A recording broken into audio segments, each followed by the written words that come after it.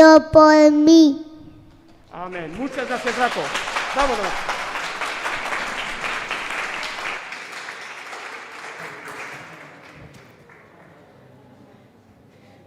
Bueno, Draco, si te quieres quedar predicando por mí. Bueno, muy buenas tardes a todos. ¿Cómo estáis?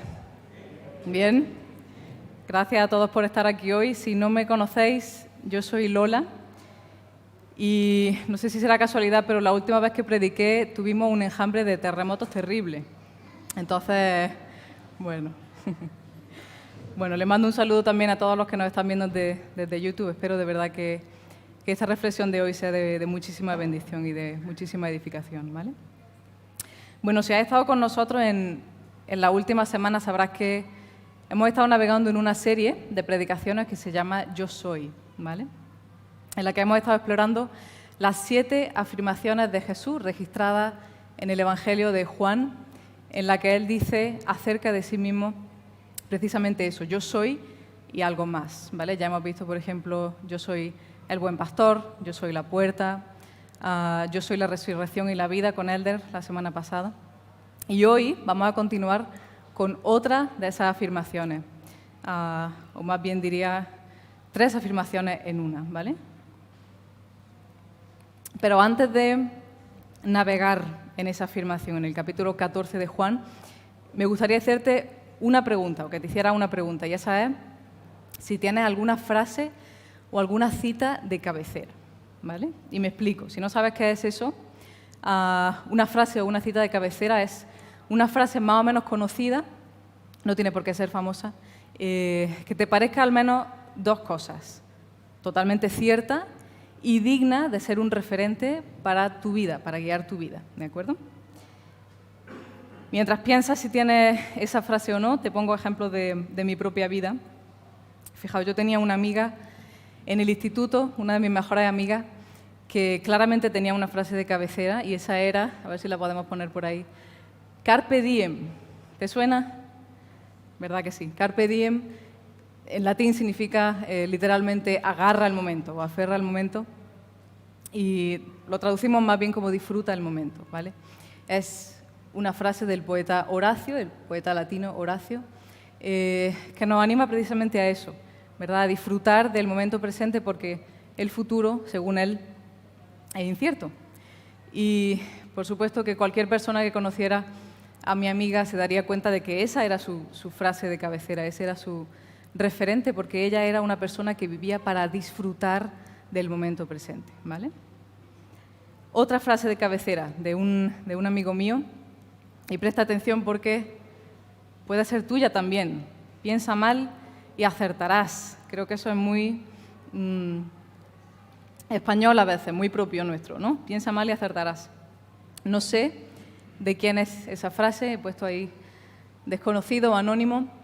Si ya es la primera vez que la escuchas, esa frase básicamente nos anima a pensar y a esperar siempre lo peor de las personas y de la vida, porque supuestamente así pues tenemos más oportunidades de acertar, ¿no? Y cualquiera que conociera a ese amigo mío también se daría cuenta de que esa era una de sus frases de cabecera, o su frase de cabecera, porque él era una persona muy desconfiada, ¿vale? Era una persona muy pesimista y a la que le costaba entablar quizás relaciones profundas, ¿no? Una última frase de mi abuela, para que os riáis un poquito. Esa no es mi abuela, ¿vale?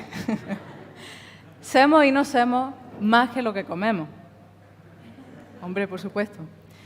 A ver, ese semos es somos, ¿vale? Somos y no somos nada más que lo que comemos. Bueno, sí, es una frase que mi abuela la repite todo el tiempo. Significa básicamente que somos lo que comemos, ¿vale? Siempre que tú llegues a casa, mi abuela te va a ofrecer todo lo que tiene en el frigorífico y te va a decir, niña, semos y no semos más que lo que comemos, ¿vale? Para que comas bien. Y bueno, mi abuela vivió una guerra civil y pasó años de escasez y pasó años de hambre. Entonces es comprensible que para ella esa sea su frase de cabecera, ¿no? Y te vuelvo a preguntar, por tanto, ¿cuál es tu frase de cabecera? O mejor dicho, ¿cuáles son las creencias o cuáles son las verdades que guían tu vida? Y te lo pregunto porque nuestras creencias determinan no solo el cómo interpretamos la vida, sino también el cómo la vivimos. No solo a nivel individual, a nivel personal, sino, me atrevería a decir que más importante todavía como sociedad también. De hecho, vivimos en una sociedad que se declara antirreligiosa o atea, pero que sin embargo tiene unas creencias incuestionables bastante fuertes, unas verdades propias que son casi como las creencias o como la ideología de una religión, ¿vale? Son creencias que no siempre están alineadas con la verdad de las Escrituras y que en ocasiones incluso están en clara oposición a la verdad de la palabra de Dios. Y creencias que me atrevería a decir, si no las revisamos, pueden arrastrarnos y pueden impedirnos que vivamos la vida abundante y la vida de libertad a la que Cristo nos llamó y por la que Cristo murió por nosotros, ¿de acuerdo? Vamos a reflexionar precisamente sobre eso en esta reflexión, en esta prédica de hoy, ¿vale? ¿Cuáles son esas verdades o esas creencias incuestionables de nuestra sociedad, de nuestro tiempo hoy, pero que también, vamos a verlo ahora, también lo eran en tiempos de los discípulos? ¿De qué manera, y esto es algo que solo podrás responderte tú mismo en tu interior, de qué manera quizás esas creencias o esas verdades nos están condicionando o nos están impidiendo que vivamos la vida de abundancia y la vida de libertad a la que Cristo nos llama? Y por último, ¿qué tiene que decir la palabra de Dios al respecto, acerca de esas creencias, ¿de acuerdo? ¿Estáis conmigo? He cogido esa muletilla de Elder porque me hace sentir muy bien. ¿Estáis conmigo? Bueno. Bueno, y esa reflexión la vamos a hacer en el marco de nuestra serie Yo Soy, ¿vale? Y muy rápidamente, por si es la primera vez que estás con nosotros hoy en esta serie, quiero que recordemos las implicaciones de simplemente esas dos palabras, yo soy. Aunque te parezca extraño para las personas que escucharon a Jesús en su momento pronunciar esas palabras, yo soy y algo más, esas dos palabras tenían implicaciones muchísimo más profundas e incluso podrían llegar a ser palabras radicales y provocativas para las personas que las escucharan, aunque para nosotros claramente no suene a nada especial, entre comillas, ¿no? Y fijaos que en los tres idiomas que posiblemente Jesús dominaba, que eran el arameo, el hebreo y el griego, el verbo ser normalmente no se explicita, ¿vale? El verbo ser es un verbo que se reserva para hablar de las divinidades o de los dioses, ¿de acuerdo? Sin embargo, Juan tiene mucho cuidado en su Evangelio cuando registra las palabras de Jesús en poner explícitamente ese verbo ser. ¿Por qué? Para dejarnos claro que la intención de Jesús siempre fue, desde el primer momento, identificarse con el propio Dios, con el Dios del Antiguo Testamento, ¿de acuerdo? Es por eso que en ocasiones, cuando Jesús dijo esas palabras, yo soy, la reacción de las personas cuando lo escucharon fue a veces incluso intentar matarlo, ¿de acuerdo?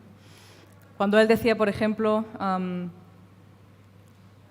yo soy el buen pastor o yo soy la puerta, las personas de su época escucharían algo así como yo soy Dios, yo soy el buen pastor, yo soy Dios, la puerta, ¿de acuerdo? Yo soy Dios, la resurrección y la vida. Eran palabras muy fuertes y provocativas en esa época, ¿vale? Y como os decía, entonces Juan, en el capítulo 14 de su Evangelio, en el que vamos a estar hoy, registra otro de esos yo soy, ¿de acuerdo? Para ponernos muy rápidamente en el contexto, justo antes del capítulo 14, Juan nos dice que Jesús estaba con sus discípulos celebrando la Pascua. ¿Quién sabe lo que es la Pascua judía? Una fiesta, ¿no? Es una de las fiestas judías más importantes en la que se recuerda ¿qué? Se recuerda la liberación del pueblo de Israel de la mano de los egipcios por la intervención divina de Dios y la salida de los israelitas por la intervención divina de Dios también de Egipto, ¿de acuerdo? Es una de las fiestas más importantes para los judíos. Y Jesús estaba celebrando esa fiesta con sus discípulos, estaba celebrándola como se suele hacer todavía con una cena, y Juan nos dice que esa estaba siendo una de las noches más duras, una de las noches más difíciles y más extrañas para Jesús y sobre todo para sus discípulos. Y nos dice que habían pasado, justo antes de lo que vamos a leer, al menos 3 cosas raras, incómodas, desagradables, ¿vale? No estaba siendo una noche fácil. Nos dice que había pasado, lo primero, que Jesús había anunciado la traición de uno de sus discípulos, la traición de Judas, ¿verdad? ¿No suena? Había anunciado que Judas, o que uno de sus discípulos lo denunciaría, y precisamente Judas había salido ya de aquel... Vaya hombre, bueno, ahí se queda. Había salido ya del lugar en el que estaba cenando y había ido a denunciar a Jesús a las autoridades, ¿vale? Esa es la primera cosa que Jesús premoniza. La segunda es que dice que otro de sus discípulos, Pedro, también lo traicionará, un poco más adelante. Y la tercera cosa difícil, dura, que anuncia Jesús es que muy pronto va a morir, ¿vale? Estaba siendo realmente una noche muy difícil para los discípulos y para Jesús. Si estáis conmigo, vamos entonces al capítulo 14 de Juan, ¿vale? Versículos 1 a 14, y estoy leyendo de la Nueva Versión Internacional, ¿de acuerdo? Voy a coger el boli, después de todo. Bueno, dice así, dice Jesús: no os angustiéis, confiad en Dios, confiad también en mí. En el hogar de mi Padre hay muchas viviendas, si no fuera así ya os lo habría dicho. Voy a prepararos un lugar, y si me voy y os lo preparo, vendré para llevaros conmigo. Así estaréis donde yo esté. Vosotros ya conocéis el camino para ir a donde yo voy. Dijo entonces Tomás: Señor, no sabemos a dónde vas, así que ¿cómo podemos conocer el camino? Yo soy el camino, la verdad y la vida, le contestó Jesús. Nadie llega al Padre sino por mí. Si realmente me conocierais, conoceríais también a mi Padre, y ya desde este momento lo conocéis y lo habéis visto. Señor, dijo Felipe, muéstranos al Padre y con eso nos basta. Pero Felipe, tanto tiempo llevo ya entre vosotros y todavía no me conoces. El que me ha visto a mí, ha visto al Padre. ¿Cómo puedes decirme, muéstranos al Padre? ¿Acaso no crees que yo estoy en el Padre y que el Padre está en mí? Las palabras que yo os comunico no las hablo como cosa mía, sino que es el Padre que está en mí el que realiza sus obras. Creedme cuando os digo que yo estoy en el Padre y que el Padre está en mí. O al menos, creedme por las mismas obras. Ciertamente os aseguro que el que cree en mí, las obras que yo hago también él hará, y aún las hará mayores, porque yo vuelvo al Padre. Cualquier cosa que pidáis en mi nombre, yo la haré. Así será glorificado el Padre en el Hijo. Lo que pidáis en mi nombre, yo lo haré. Qué bonito, ¿verdad? Bueno, pues como acabamos de ver, aquella noche Jesús pronunció una afirmación radical y contracultural, que era contracultural en ese tiempo y que sigue siendo contracultural para nosotros. Era una afirmación que desafiaba muchas de las creencias que se tenían en aquella época, pero creencias que seguimos teniendo en nuestra época y en nuestra cultura también. Vamos a explorar de qué manera esas palabras de Jesús desafían algunas de nuestras creencias ahora, ¿de acuerdo? Fijaos, cuando Jesús dice que Él es el camino, eso desafía al menos una de nuestras creencias sociales más arraigadas ahora, y esa es el pluralismo. En términos de teología, el pluralismo nos dice que si acaso existe un único Dios, es imposible que exista un único camino para llegar a Dios. El pluralismo en nuestra época es, digamos, el colmo del avance y el colmo del proceso, pero lo cierto es que no es para nada una ideología moderna. De hecho, podríamos decir que es incluso más antigua que el propio cristianismo. Y fíjate que las personas que cristianizaron Occidente o que expandieron el cristianismo en Occidente, uno de los mayores esfuerzos que hicieron fue por educar a las personas que en aquel momento creían que había o muchos dioses o muchos caminos para llegar a Dios, en la verdad de que solo hay un Dios y de que solo hay un camino hacia Dios, y ese es su Hijo, es Jesucristo.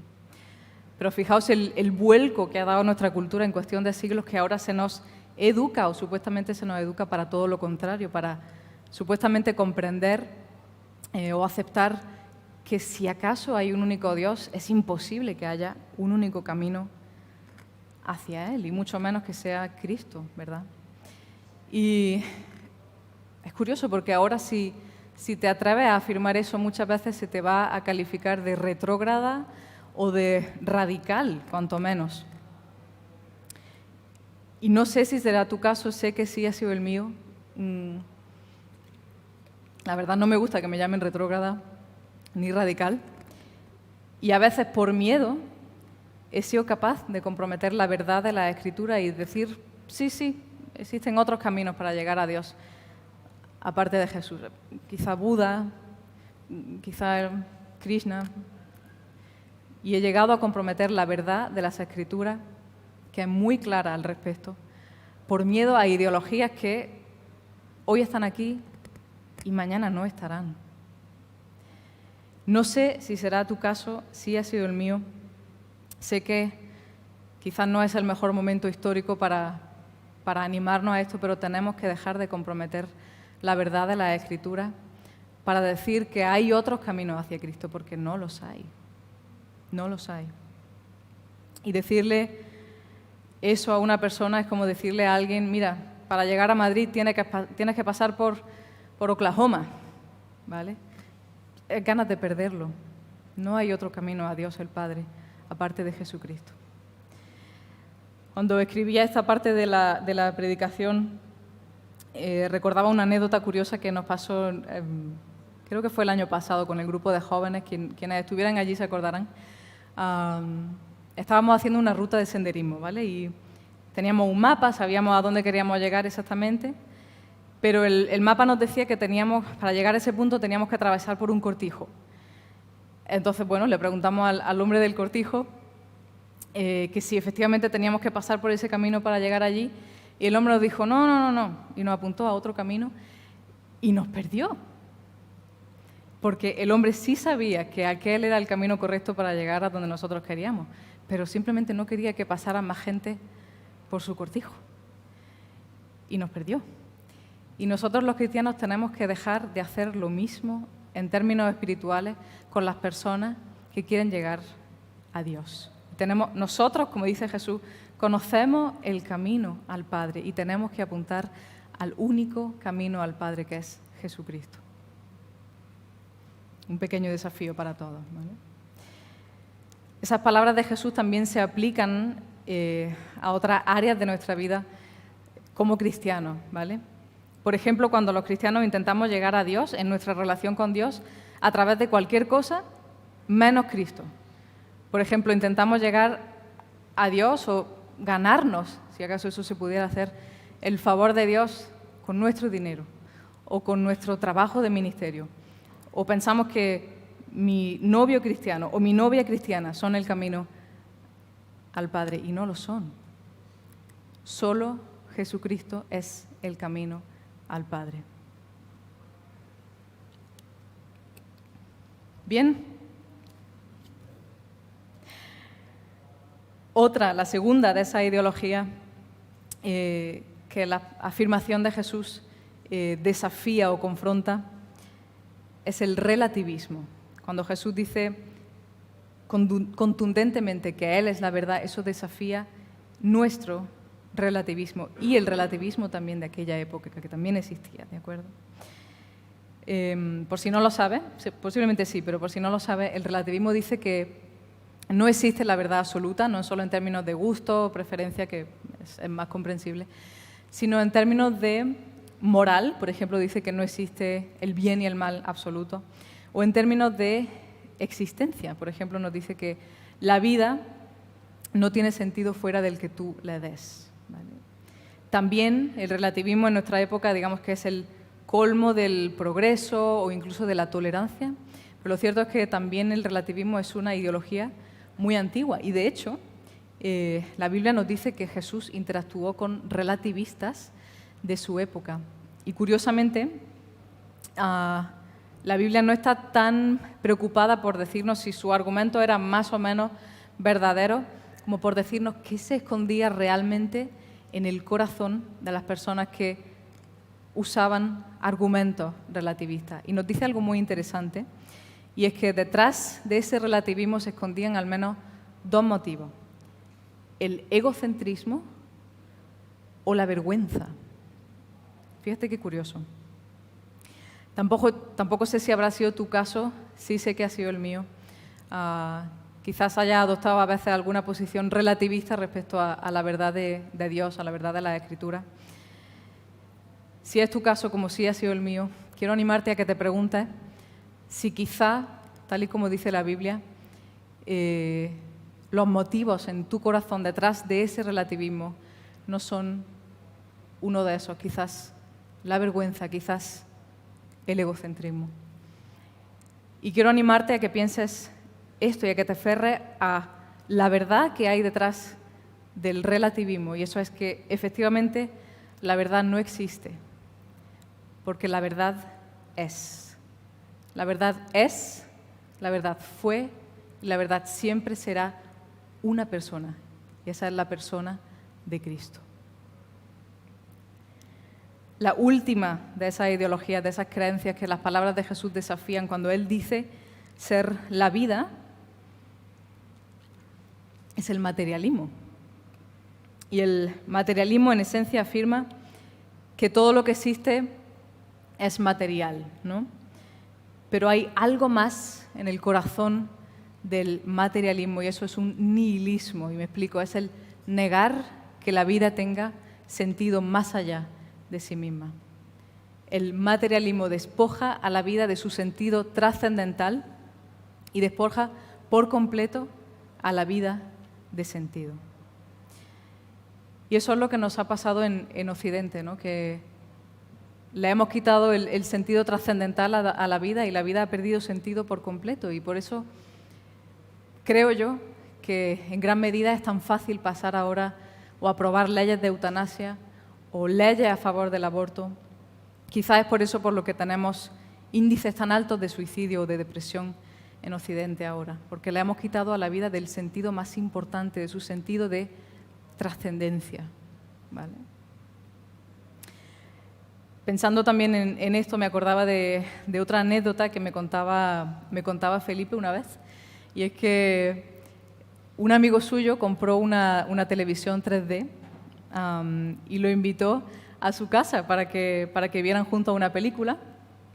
Entonces, bueno, estaban allí en la casa viendo la peli, se tenían que poner los dos unas gafas para poder ver la película en 3D. Y el amigo estaba súper emocionado, súper feliz, súper contento viendo la película, alucinado, ¿no? Y Felipe estaba así, porque no veía nada, veía todo borroso, por supuesto no veía el efecto 3D, ¿no? No estaba disfrutando en absoluto de la película. Y su amigo se dio cuenta y le quitó la gafa, la miró. Tío, es que no las tienes activadas, ¿vale? Cuando despojamos... Sí, Felipe es así, para quien no lo conozca. Felipe, el de la Biblia, por supuesto, no me estoy refiriendo a vos. Cuando despojamos a la vida de su sentido trascendental, cuando a esta vida le quitamos a Cristo, esta vida no tiene sentido. Cristo es esas gafas que nos permiten ver la vida tal y como es y disfrutarla tal y como es. Cristo, por supuesto, no solo es aquello que da sentido a nuestras vidas. Él mismo lo dice, que Él es mucho más que eso. Cristo es la vida misma. Cristo es la vida. Y lo es al menos de tres maneras diferentes. Fíjate que Colosenses 1:16 nos dice que Cristo es la vida porque Él existe antes que todas las cosas. Y todas las cosas fueron creadas a través de Él. La segunda es que, como nos dice Efesios 2:1, por el pecado realmente nosotros no somos seres vivos, somos seres muertos por el pecado. Pero es por el perdón de Jesucristo, es por el perdón de Jesús que nosotros recuperamos la vida eterna y estamos realmente vivos por el perdón de los pecados a través de Jesús.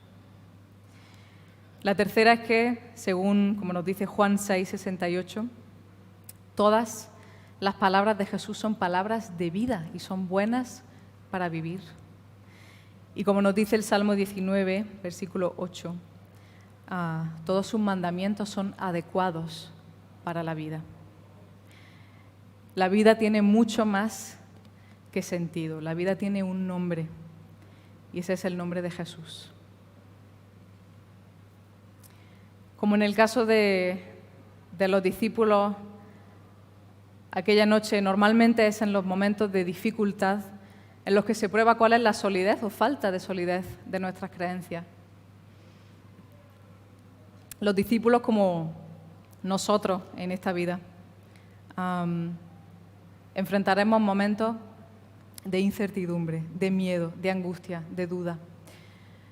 Como hemos visto, este mundo no tiene respuestas suficientes para nosotros. Este mundo tiene más incertidumbre, este mundo tiene más duda, tiene más miedo.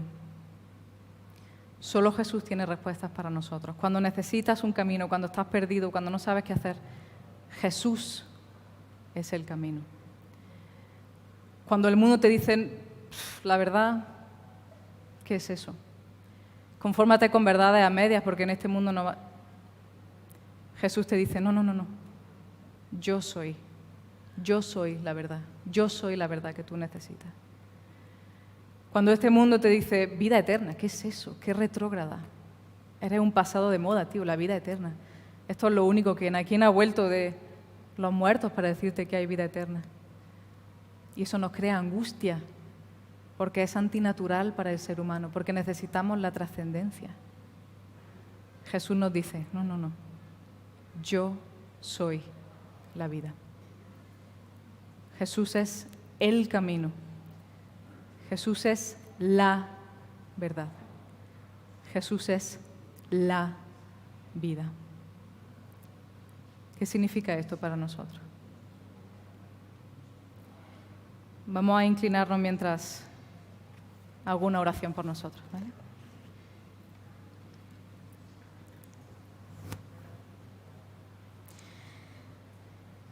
Señor, bendito Dios que diste tu vida por nosotros, pecadores que no merecíamos, toda la sangre y toda la misericordia que derramaste.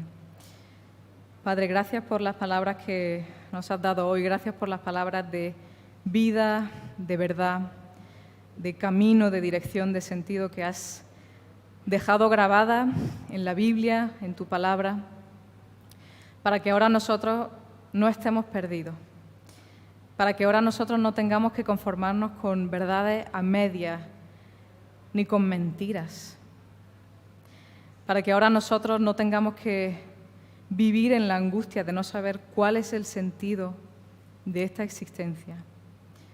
Te damos las gracias por lo que eres, Señor. Te damos las gracias porque tú eres y siempre serás nuestro camino, nuestra verdad, nuestra vida. Y no hay camino, y no hay verdad, y no hay vida fuera de ti, Jesucristo. Te pido, Señor, que podamos llevarnos estas palabras grabadas en nuestra mente, en nuestro corazón, ahora y siempre, Señor, para que sean lo que son palabras de vida, palabras de resurrección también, palabras que nos guíen hasta en los últimos detalles de nuestra existencia. Señor, que podamos llevar eso siempre, siempre dentro de nosotros. Toca nuestros corazones, Señor, y humíllanos para que podamos someternos al único Dios, único Hijo del Padre, nuestro Señor Jesucristo. Amén.